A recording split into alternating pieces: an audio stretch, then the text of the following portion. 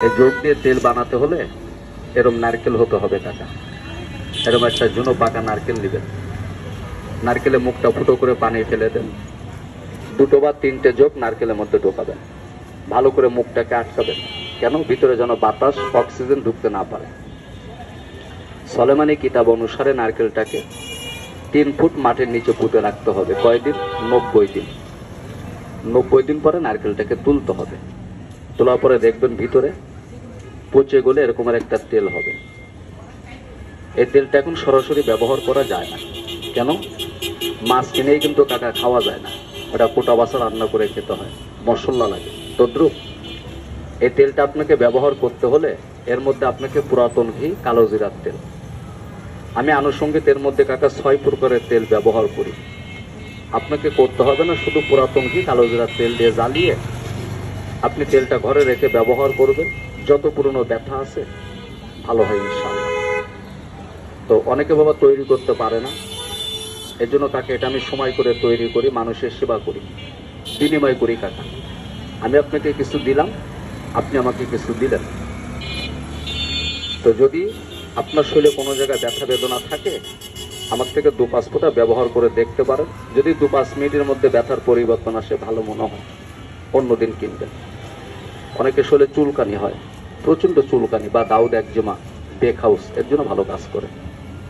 বিশেষ করে কান পাকার জন্য কাজ করে, যাদের মুখে ব্রণ হয়, ভালো কাজ হয়, ফলাফল।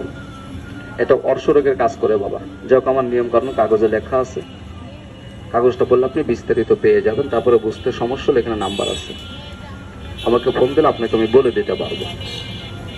তো এখন নগদে যদি কোনো ব্যক্তির কোনো জায়গায় ব্যথা বেদনা থাকে, আমার থেকে 2 ফোঁটা ব্যবহার করেন। হ্যাঁ, যে কোনো ব্যথা আছে, এখন ব্যথা আছে আঙ্গুলে, ব্যবহার করে, যদি ভালো লাগে অন্যদিন কি। হ্যাঁ, পাইলসের জন্য এটা খুব ভালো কার্যকারী। নিয়মটা কাগজে লেখা আছে, তারপর আমি আপনাকে মুখে বলে দেবো। জি বাবা, এই যে মুরব্বী, যেখানে ব্যথা আছে হ্যাঁ হ্যাঁ বাবা, তেল ভালো জিনিস। আপনার কাছে কি কি আছে এই তেল?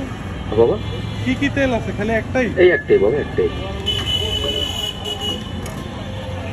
তো ভাইজান, এখানে মাঝে মধ্যে আসি, অনেক আশপাশ দোকানদার ভাইরা, স্থানীয় আবাসিক এলাকার অনেক ভাই বন্ধু আছে, আমার থেকে তারা তেলটা নেয়, বলে যে না ভাই, তোমার কথায় কাজে মিল আছে, জিনিস ভালো।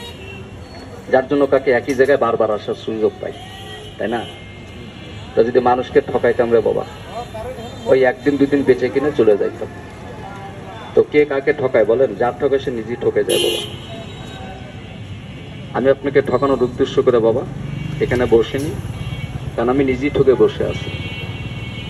1 পাও কবরে কাকা, মানুষের সেবা করি। যদি আপনার শরীরে কোনো জায়গায় ব্যথা বেদনা থাকে, আমার থেকে 2 ফোঁটা ব্যবহার করেন। অনেকের হাত পা অবশ হয়ে যায়, শিরাগুলো বসে যায়। ওই মরা শিরার পরে এমন লোকে বলেছে, ভাই আমি লাঠি ছাড়া চলতে পারতাম না, আমার নিজের চোখে দেখা, লাঠি ভর দিয়ে হাঁটে। আমার থেকে তেলটা ব্যবহার করে ইনশাল্লাহ এখন লাঠি লাগে না। ওই হলুদ জিনিসটা কি? এটা কাকা অয়েল সেলামুল, কেজি পটি, হাইমন, গোলথরিয়া, কর্পূর, এগুলো মিশ্রিত।